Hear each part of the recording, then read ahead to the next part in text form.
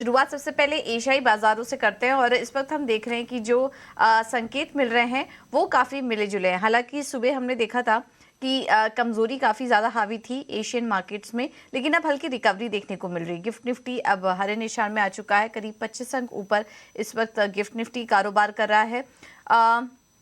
वही बाकी इंडाइसेस भी अगर देखेंगे तो यहाँ पर भी हरे निशान में ही कारोबार देखने को मिल रहा है। चीन के बाजार अब हरे निशान में आ चुके हैं। हांगकांग के बाजार देखेंगे तो वो अभी लाल निशान में है। कोरिया और निकाई के बाजार में भी कमजोरी इस वक्त देखने को मिल रही है, लेकिन निचले स्तरों से अगर देखें तो हल्की रिकवरी इस वक्त देखने को मिल रही है और गिफ्ट निफ्टी अब 19,300 के लेवल को होल्ड करने की कोशिश कर रहा है।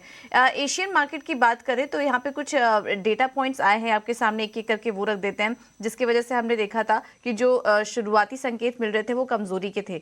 जापान में जुलाई महंगाई दर 3.3% से घटकर 3.1% की हुई है, वहां पर कमी देखने को मिली है।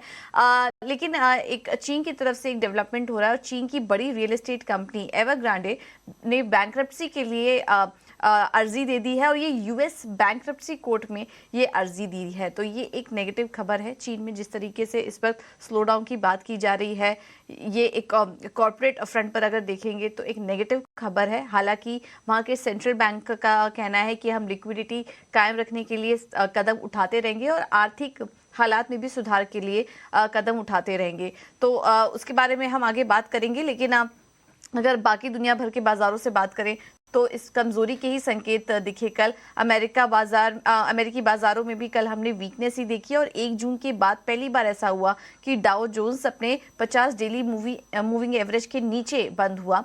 डाउ जोन्स में 290 अंक और नैस्डैक में 157 अंकों की कमजोरी कल हमने देखी। और ये इसके पीछे वजह ये थी कि बॉन्ड यील्ड्स काफी ज्यादा चढ़े। अक्टूबर 2022 के बाद हमने देखा कि बॉन्ड यील्ड्स अब अपने उच्चतम स्तर पर आ चुके हैं, क्योंकि जिस तरह से फेड मिनट्स में बयान आए, ब्याज दरें और लंबे समय तक जारी रहने की बात की जा रही है, महंगाई को लेकर अभी भी कंसर्न है। इसकी वजह से हमने देखा कि बॉन्ड यील्ड्स में तेजी आई और जब बॉन्ड यील्ड्स में तेजी आई तो उसका असर अमेरिकी बाजारों में देखा। और इसके पीछे जॉबलेस क्लेम के भी आंकड़े आए, जिसमें की कमी देखने को मिली है।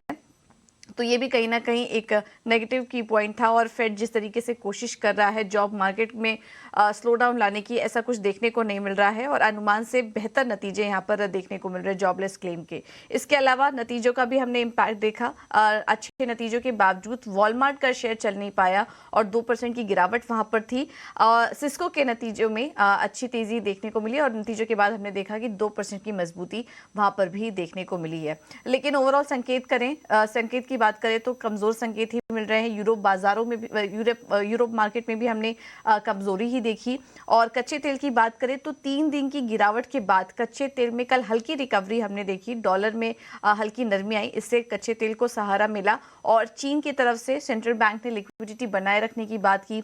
आर्थिक सुधार के लिए उनका कहना है कि उपयुक्त कदम उठाते रहेंगे, इससे कच्चे तेल को एक सहारा भी मिला।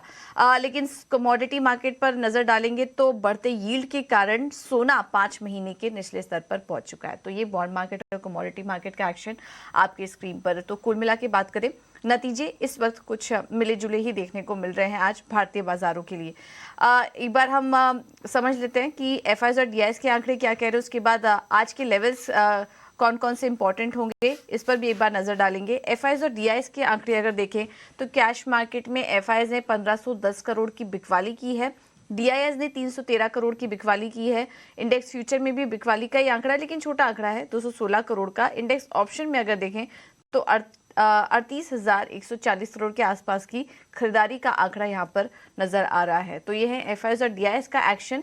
लेकिन अब एफएनओ सेटअप भी एक बार समझ लेते हैं कि आज निफ्टी और बैंक निफ्टी के डेटा क्या कह रहे हैं। और ये बताने के लिए हमारे साथ डिम्पी कालरा जुड़ चुके हैं। डिम्पी, गुड मॉर्निंग, बताइए।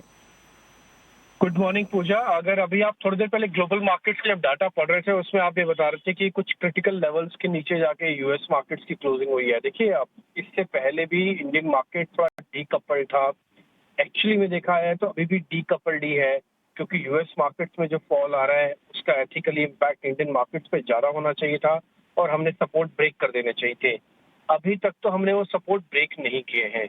थोड़ी देर पहले अब आप एक आंकड़ा और पढ़ रहे थे एफआईआईज और डीआईएस का, जिसमें 38,000 करोड़ रुपए का नंबर आपको दिख रहा होगा इंडेक्स ऑप्शंस में।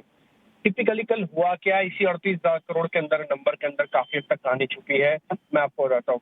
निफ्टी के अंदर कल वैसे तो शॉर्टिंग हुई है क्योंकि निफ्टी के फ्यूचर्स को बेचा गया, शुरुआत में बेचा गया, ठीक है, लेकिन उसके अगेंस्ट में जो पुटें पहले से खरीदी गई थी उन पुट्स को कवर कर लिया गया। कल वीकली एक्सपायरी भी थी तो कुछ हद तक वीकली बेसिस पर भी पोजीशंस कवर होके आई हैं।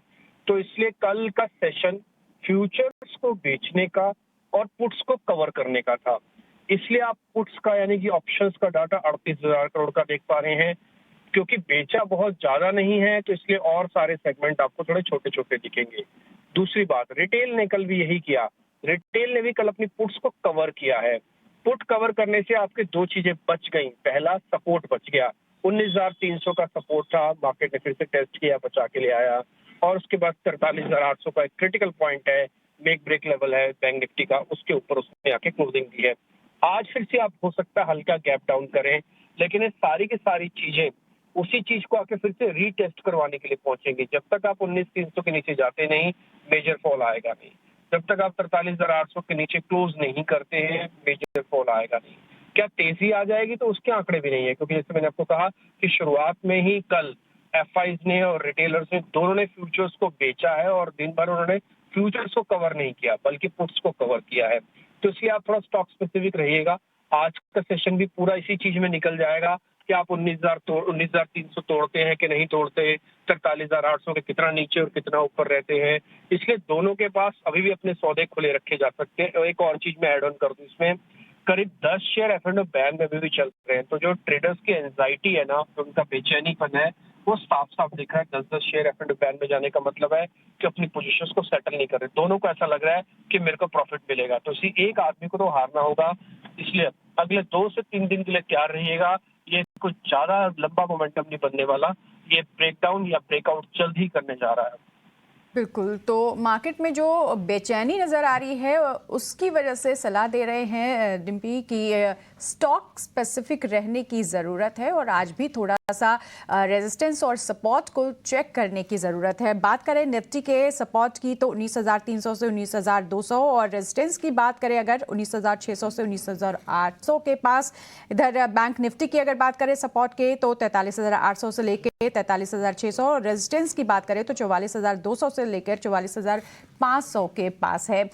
डिम्पी, शुक्रिया इस रणनीति को आज के लिए समझाने के लिए। चलिए आगे बढ़ते हैं और हमारे मेहमान हमारे साथ जुड़े हैं KR चौकसे सिक्योरिटीज के हेमंत कपाड़िया।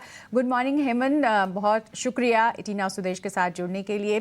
जानना चाहेंगे आज कौन कौन से स्टॉक में ट्रेड करें? Very good morning to you, thank you for having me on the show. I think एक ओवरसोल्ड स्थिति है एसीसी में, तो एसीसी में एक कॉन्ट्रा बाय कॉल रहेगा। कुछ 11 ट्रेडिंग सेशन की गिरावट है, 55 डे मूविंग एवरेज का सपोर्ट है, अपवर्ड की रिवर्सल दिया है डेली चार्ट पे, तो यहाँ पे बाउंस की उम्मीद है। तो 1900 के आसपास की एंट्री रहेगी, इंटरडे कॉल रहेगा। 1885 का स्टॉप लॉस रहेगा, 1930 का टारगेट रहेगा। 1900 की एंट्री, 1885 का स्टॉप लॉस, 1930 का टारगेट। दूसरा स्टॉक रहेगा, वहां पे भी एक कॉन्ट्रा बाय कॉल रहेगा, वो है Bajaj Finserv. Logic almost same है, 1660 से लेकर 1460 तक ऑलमोस्ट गिरावट हो चुकी है। स्टॉक ओवरसोल्ड है, डेली चार्ट पे पॉजिटिव डाइवर्जेंस है। Mechanical indicator MACD, RSI, stock expect वगैरह 1-2 घंटे के चार्ट पे बाय में आ चुके हैं। तो बजाज फिनसर्व में बाय कॉल रहेगा, 1475 की एंट्री, 1465 का टारगेट और 14 स्टॉप लॉस और 1495 का टारगेट रहेगा। तो एसीसी और बजाज फिनसर्व में खरीदारी की सलाह दे रहे हैं हेमंत। शुक्रिया हेमंत बताने के लिए कि आज मार्केट में कहां पिक कर सकते हैं।